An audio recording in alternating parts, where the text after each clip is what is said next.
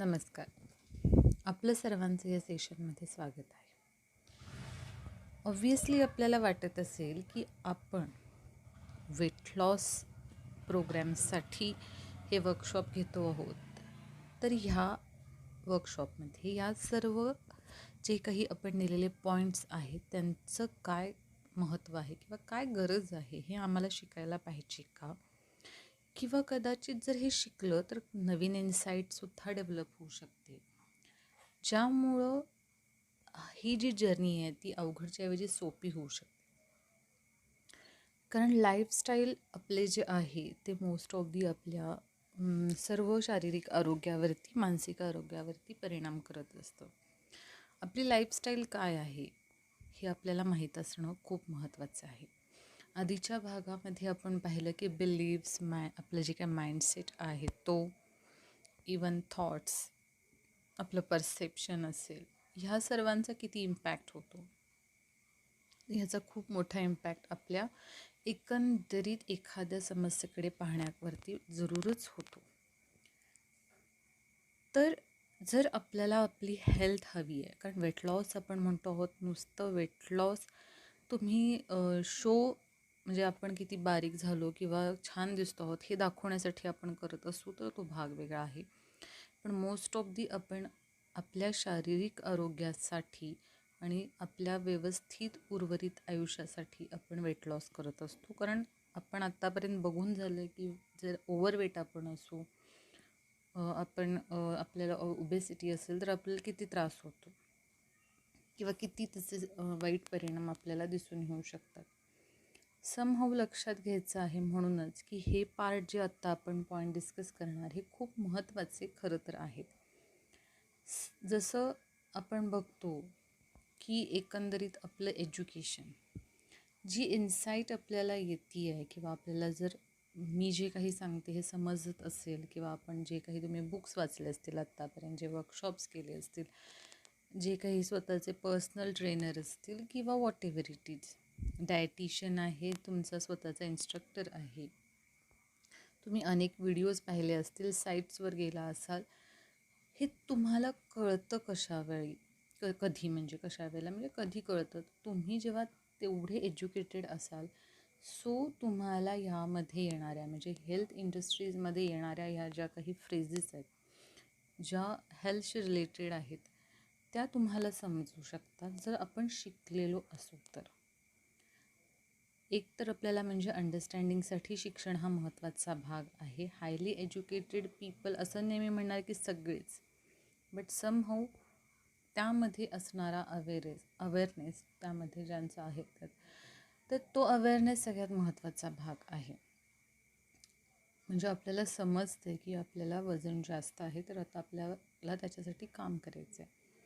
हा अवेअरनेस असणं आणि त्यासाठी योग्य अशा मार्गांची आपण चौकशी करणं किंवा ते अवलंबणं, आपल्याला ते कधी समजतं तर आपल्याला एक समहाऊ एक इन्साईट असेल तर. ही इन्साईट एज्युकेशनमुळेच येते. कारण आपल्याला वारंवार शिक्षणातूनही सांगितलं जातं की जाड असणं, लठ्ठ असणं आपल्या शरीरासाठी किती त्रासदायक, घातक आहे हे. म्हणजेच एज्युकेशन हा त्यातला सगळ्यात महत्त्वाचा भाग येतो. तर एज्युकेशन आपण बघू की आपण एक नॉलेज घेतो आहोत समहाऊ एखाद्या गोष्टीचं.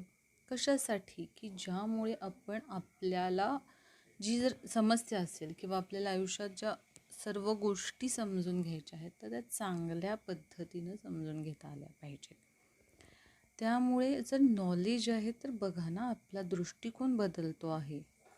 एखाद्या घटना, व्यक्ती, स्वतःकडं असेल, समस्या असेल, या सर्वांकडे बघायचा दृष्टिकोन तुमचा तेव्हाच बदलतो जेव्हा तुमच्याकडे ते नॉलेज आहे. नॉलेज आहे म्हणजे आपल्याला एज्युकेशन आपण घेतो आहोत तेव्हाच आपण आपली ओपिनियन्स असतील किंवा आपला व्ह्यूज आहेत जे रिलेटेड विथ आपल्या लाईफशी असतील, हेल्थशी असतील, इकॉनॉमिकशी असतील, आपण एक व्यवस्थित पद्धतीनं सिस्टमॅटिकली आपण ते ठरवू शकतो, मांडू शकतो. म्हणून एज्युकेशन असणं महत्त्वाचं आहे. एज्युकेशन तुम्ही प्रॉपर शिकला आहात तर तुमचे याबद्दलचे व्ह्यूज, ॲटिट्यूड हे सगळे चेंज होणार आहेत. आणि समहाऊ तुम्हाला ह्याची गरज का आहे, हे किती महत्त्वाचं आहे आणि आपण हे का केलं पाहिजे, म्हणजे वेट लॉस, हे तुम्ही समजू शकता. तर ह्यासाठी एकतर आपलं लक्षात घ्या की आपण एज्युकेटेड असणं टू अंडरस्टँड, आपल्याला समजण्यासाठी, आणि आपण आपल्या समस्येबाबत त्या संबंधितलं नॉलेज घेणं, म्हणजे आपण त्या संबंधित ज्ञान मिळवणं, आणि म्हणजे समस्ये संबंधित एज्युकेशन घेणं हेही तितकंच महत्त्वाचं आहे. म्हणून ह्या संबंधित अवेअरनेस करणं खूप महत्त्वाचं आहे. जोपर्यंत तुम्हाला ह्या संबंधितलं एज्युकेशन दिलं जात नाही तोपर्यंत तुम्हाला लठ्ठपणाचे किंवा आरोग्याचे फायदे तोटे कसे कळतील. तर ह्यासाठी एज्युकेशन महत्त्वाचं आहे. आपल्या ह्या सर्व एकंदरीत शारीरिक आणि मानसिक आरोग्यासाठी लाईफस्टाईल खूप महत्त्वाचं आहे. आपली पर्सनॅलिटी खूप महत्त्वाची आहे. कारण आपण कुठल्या पद्धतीनं एकंदरीत आपलं फिजिकल ॲक्टिव्हिटी आहे, आपण डाएट काय घेतो आहोत, त्याच्या मागची आपली मानसिकता काय आहे, आणि आपल्या दृष्टीनं हेल्दी वेट काय आहे. तुम्हाला काय वाटतं की कुठलं तुमचं वजन आहे, कुठल्या कॅटेगरीमध्ये जातं आहे, ह्यावरून तुम्हाला समजेल की तुम्हाला ते अति वाटतं आहे, नॉर्मल वाटतं आहे, की ठीक आहे बाबा काही प्रॉब्लेम नाही असं वाटतं आहे. म्हणजे एकंदरीत तुमची लाईफस्टाईल काय आहे ते महत्त्वाचं आहे. आणि त्याचबरोबर तुमची मानसिकता. लाईफस्टाईलमध्ये तुम्ही जर एखादा जॉब करता आहात आणि जवळजवळ 8 ते 9 तास आपण बसून काम करतो आहोत, तर ऑब्व्हियसली तुमची बैठी जीवनशैली आहे. म्हणजेच तुम्हाला ह्यावरती लक्ष देणं गरजेचं आहे की उर्वरित काळ हा चांगल्या पद्धतीनं शारीरिक हालचालींवरती तुम्ही घालवला पाहिजे. तुमचं डाएटकडे लक्ष आहे का आपल्या घरांमध्ये अशी पद्धती आहेत की रोज चमचमीत, तेलकट, सतत आपण पार्टी करतो आहोत, रात्रीचं जेवण असं काही वेगळं नाही, दिवसाचं असं काही वेगळं नाही, किंवा शिळं खाण्याच्या पद्धती आहेत, अन्न टाकायचं नाही म्हणून आपण वारंवार 2-3 दिवस झालं तेच खातो आहोत. म्हणजे लाईफस्टाईल काय आहे, किंवा वारंवार जंक फूड्स, हॉटेलिंग होतं आहे. तर आपली लाईफस्टाईल काय आहे, आणि जर ती तुम्हाला समजत असेल तर ती एक प्रॉपर हेल्दी लाईफस्टाईल तुम्हाला करू शकतो आपण, म्हणजे मॉडिफिकेशन आपण त्याचं करू शकतो to maintain our body, to maintain our weight, to maintain our health. म्हणजेच आपल्याला हे खूप महत्त्वाचं आहे. स्त्री असून आपली लाईफस्टाईल काय आहे, आणि पुरुष आहोत तर आपली लाईफस्टाईल काय आहे, हे आपल्याला लक्षात घेतलं पाहिजे. आपल्या इटिंग हॅबिट्स, एक्सरसाइजच्या हॅबिट्स किंवा इतर हॅबिट्स काय आहेत हे आपण खरं तर समजून घेतलं पाहिजे. म्हणजे लाईफस्टाईल किती इम्पॅक्ट करतं हे महत्त्वाचं आहे. त्याचबरोबर लाईफस्टाईलमध्ये आपण बघू शकतो की एकंदरीत आपलं जे काही फॅमिली आहे ही खूप महत्त्वाची आहे. मग आपल्याला जसं फॅमिलीचे एकंदरीत टाईप दिले ते पहा, कारण फॅमिली ही महत्त्वाची आहे. तुम्ही ओव्हरवेट आहात किंवा हे असेल तर तुम्हाला ती सपोर्ट करत असेल, प्रॉपर डाएट घ्या, किंवा ती तुम्हाला इन्साईट देत असेल, तुम्हाला प्रॉपर एकंदरीत इमोशनल असेल, जर घरातल्याच व्यक्ती तुम्हाला म्हणत असतील की अरे किती जाड आहे, लठ्ठ आहे, किंवा एखादी घरात फॅमिली तुम्हाला लक्षात येईल एखाद्यांच्या की लठ्ठ आहे, तरी मूल लठ्ठ आहे तरी पण म्हणते की नाही माझं बाळ काय लठ्ठ नाही आहे, तर ती फॅमिली मान्य करत नाही किंवा आई मान्य करत नाही आहे की अरे खरंच ओव्हरवेट आहे. सो ते वेट आपल्याला कमी करायला पाहिजे आहे. नाही खात्यापित्या घरचं आहेत, माझं मूल खात्यापित्या घरचं आहे म्हणजे असं नाही आहे, पण आपण त्यासाठी की आपल्याला लावलेल्या ह्या सवयी खाण्यापिण्याच्या, एकंदरीत आपल्या लठ्ठपणाकडे बघण्याचा दृष्टिकोन काय दिला आहे. काही वेळेला पालकच पाहिलेले आहेत आम्ही की तेच मुलगा जाड झाला तर त्याच्यावरच ते दोष देत आहेत, त्यालाच नावं ठेवत आहेत. अशा वेळेला ते एकटं पडतं आहे. तर बेटर आहे की फॅमिली सपोर्टिव्ह आहे की नाही. मग तुम्ही जर पॅरेंट्स आहात तर तुमची मुलं बाळं किती आहेत, कसं आहे, म्हणजे फॅमिली मॅटर करते. तुम्हाला किती काम पडते, किती व्यस्त आहात तुम्ही, सर्व लोकांचं करायचं आहे का, मग तुम्हाला ते लोक तसा स्कोप देत आहेत का तुमच्या स्वतःच्यासाठी? स्पेस मिळतं आहे का तुम्हाला? का दिवसभर तुम्ही केवळ आणि केवळ काम करत आहात? समहाऊ एक हेल्दी हॅपी फॅमिली असेल तर ऑब्व्हियसली तुमचं हेल्थ, तुमचं वेट एक प्रॉपर आपण म्हणू की मेजरमध्ये असणार आहे, कंट्रोलमध्ये असणार आहे. जर तुम्ही सिंगल पॅरेंट आहात किंवा एक तुमचं पार्टनर नाही आहे तर ऑब्व्हियस तुम्हाला यू कॅन अंडरस्टँड हे सगळे प्रॉब्लेम्स काय असू शकतात, की आपण स्ट्रेसमध्ये असणार, डिस्टर्ब असणार, इमोशनली आपण डिस्टर्ब असणार. सो इम्पॅक्ट होणार नाही का त्याच्या हेल्थवरती, तुमच्या वेटवरती? कारण आपण स्ट्रेसमध्ये असू, एकतर आपण खूप खातो किंवा आपण खाणं अजिबातच घेत नाही, म्हणजे टाळतो.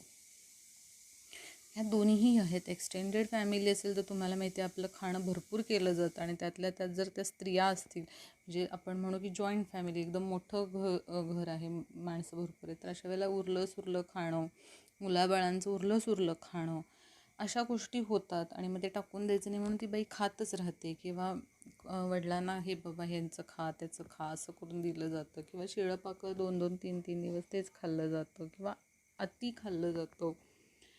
आणि वारंवार चमचमीत आणि वेगवेगळ्या माणसांच्या वेगवेगळ्या ज्या काही मागण्या आहेत त्या पूर्ण करण्यात जातं. अनादर की ज्यांना मूलबाळ नाही आहे अशांचे इश्यू वेगळे आहेत, इमोशनली डिस्टर्ब आहेत ते, सो तिथे वेगळा क्रायटेरिया दिसेल. अशा पद्धतीनं वेगवेगळ्या ह्या फॅमिलीज आहेत ज्या तुम्हाला खरंच तुमच्या लाईफस्टाईलमध्ये, तुमच्या इमोशनल, मेंटल, फिजिकल हेल्थमध्ये खूप मोठं कॉन्ट्रीब्यूट करत आहेत. सो अंडरस्टँड की तुमचं फॅमिली काय आहे आणि त्यानुसार तुम्ही पहा की त्याच्या अनुषंगानं तुमच्यावर काही इम्पॅक्ट तर होत नाही आहे ना.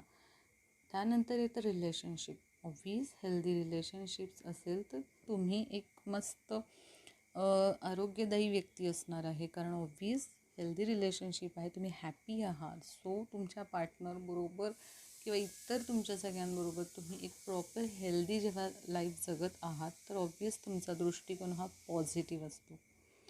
कारण आपल्याला आपल्या ह्या रिलेशनशिपमधून लव, सपोर्ट, एनकरेजमेंट, हेल्प सगळं मिळत असतं. अँड दॅट्स वाय आपण हे जे गोष्टी आहेत, आनंदाने व्यायाम करणं आहे, डाएट फॉलो करणं आहे, या सगळ्या आनंदानं करत असतो. कारण आपण एक प्रॉपर परफेक्ट ह्याच्यामध्ये राहायचा नेहमीच प्रयत्न करत असतो.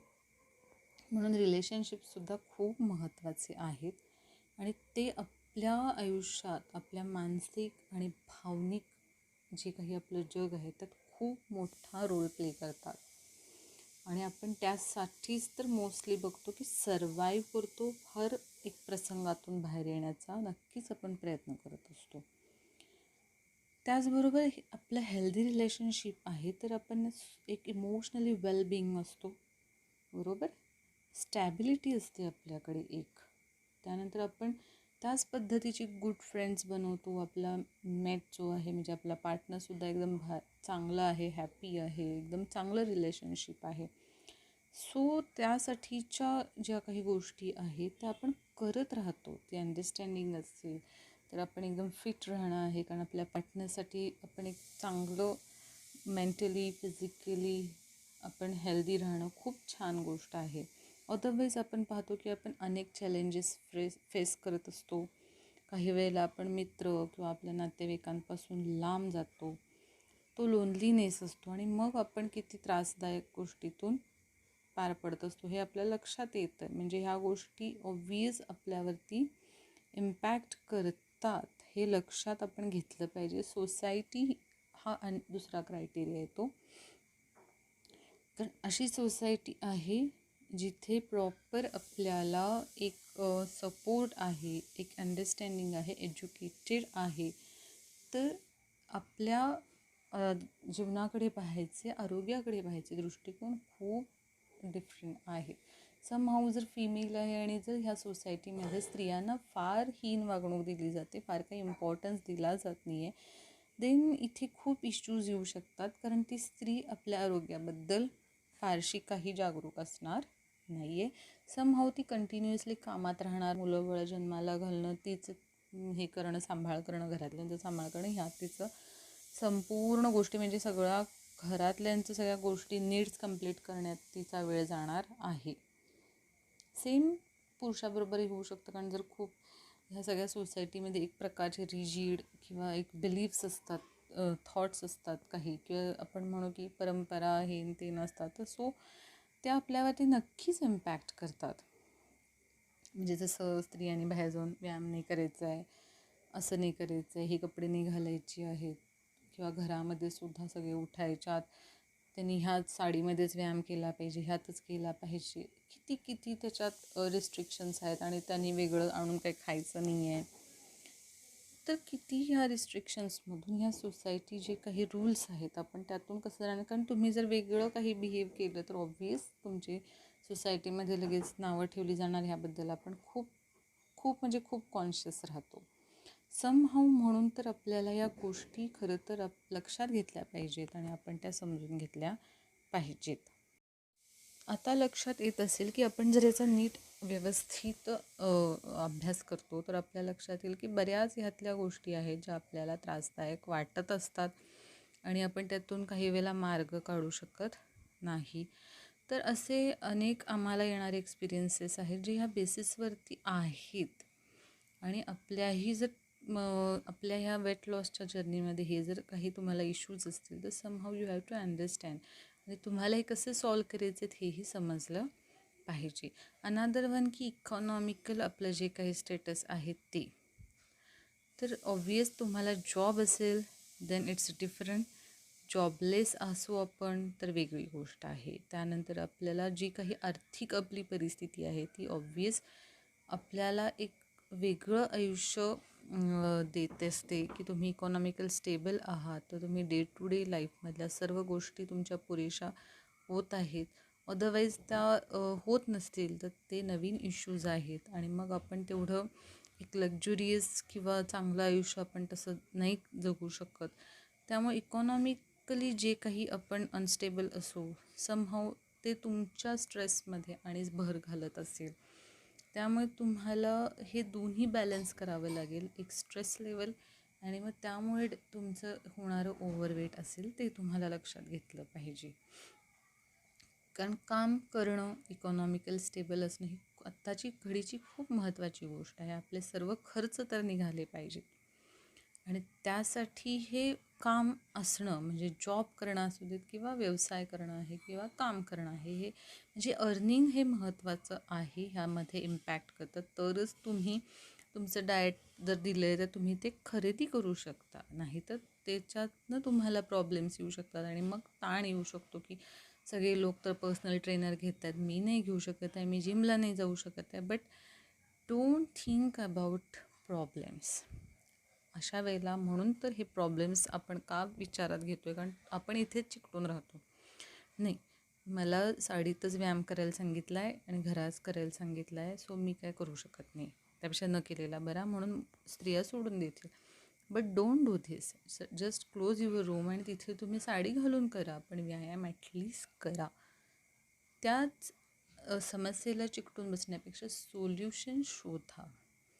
जर तुम्हाला जिम परवडत नाही, पर्सनल इन्स्ट्रक्टर परवडत नाही आहे, डाएट जे काही देतात लोक इतके भयंकर, त्याचे चार्जेस वेगळे आहेत, डायटिशियनचे चार्जेस, सो तुम्हाला हे नाही जमत आहे, जस्ट सिम्पल तुमच्यामध्ये चेंजेस करा, जे तुम्हाला तुमच्या इकॉनॉमिकल कंडिशनमध्ये परवडतील अशा गोष्टी करा. बट स्वतःचं होप जे आहे ते एकदम लूज करू नका, घालवू नका अजिबात. सो ट्राय की माझ्याकडे असणाऱ्या प्राप्त सिच्युएशन इकॉनॉमिकल कंडिशनमध्ये मला माझं वेट लॉस करायचं आहे आणि आरोग्य चांगलं ठेवायचं, हा विचार करा. त्यामुळे काम असणं हा सगळ्यात महत्त्वाचा भाग आहे.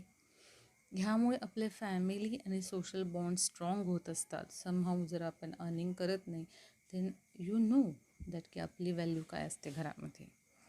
त्यामुळे अर्निंग असणं म्हणजे आपल्याला स्वतःचं एक सेल्फ रिस्पेक्ट राहतो, आपण एकदम कॉन्फिडंट असतो, कारण आपण त्यामुळे आपली जी ॲक्टिव्हिटी आहे, जी अर्निंग ॲक्टिव्हिटीज आहेत, त्यामुळे आपलं डेली रुटीन घरांमध्ये असणारं आपलं एक कॉन्ट्रीब्युशन हे आपण सांभाळू शकतो, आणि दॅट्स वाय फिजिकली मेंटली आपण वेल बिईंग सेल्फ कॉन्फिडंट असतो. त्यामुळे आपण हे महत्त्वाचं आहे की आपण अर्न करणं हे महत्त्वाचं आहे. बट अनादर परत येतं की जरी आपण पेड असू अनपेड आहोत म्हणजे what ever it is, but तरीही आपण आपलं आरोग्य आणि स्वतःचं वेलबिंग असणं हे सांभाळलंच पाहिजे. कारण जर आपण ते प्रॉपरली, अगदी घरी आहात तुम्ही, घर पूर्ण सांभाळता म्हणजे काय वाईट नाही, ही अतिशय सगळ्यात मोठा अनपेड जॉब आहे जो आपण करतो आहोत जर आपण गृहिणी आहोत. त्यामुळे असं नाही करायचं की मी अर्न करत नाही आहे सो त्यामुळे माझं स्वतःचं वेलबिंग सेल्फ रिस्पेक्ट कमी आहे. नो नो, आपण खूप महान गोष्टी करतो आहोत जर आपण घर सांभाळतो आहोत तर. आणि त्यामुळेच आपण आपलं ह्या गोष्टीवरच आपलं हॅपीनेस असेल, आपला कॉन्फिडन्स आहे, सेल्फ एस्टीम आहे, हे डिपेंड करतं. दॅट्स वाय आपण काम करतो आहोत, मग ते आपण घरासाठीच करतो आहोत किंवा आपण अर्न करतो आहोत तर आपण घरासाठी स्वतःसाठीच तर करतो आहोत. ह्यामुळं ह्या गोष्टी लक्षात ठेवून आपल्या हॅपीनेस असेल, कॉन्फिडन्स असेल, सेल्फ एस्टीम असेल, आपण बिल्ड केला पाहिजे. त्यामुळे आपण काम जे काही करतो आहोत त्याच्याबद्दल आपण स्वतःलाच थँक्स म्हटलं पाहिजे. आता लक्षात घ्यायचं आहे की जॉब आणि करिअर ह्या दोन्हीही गोष्टी आपल्या आयुष्यात खूप महत्त्वाच्या आहेत, ज्यामुळं आपला सेल्फ रिस्पेक्ट वाढतो, डिग्निटी वाढते, सेल्फ वर्थ आपल्याला लक्षात येतं. त्यामुळं आपण शुअर असलं पाहिजे की जरी घरी आपण आहोत तरी somehow try to do something. अगदी वेळ नाही तरीही त्यातून काहीतरी वेगळं करण्याचा आपण जरूर प्रयत्न केला पाहिजे. ऑब्वियस ह्या गोष्टी आपल्या लक्षात येतील की किती महत्त्वाच्या आहेत. ह्याही गोष्टी विचारात घेतल्या पाहिजेत आणि ह्यातून मार्ग काढून आपण आपला वेट लॉसचा जर्नी आहे तो खूप छान आणि जोमानं पुढे न्यायला पाहिजे. धन्यवाद.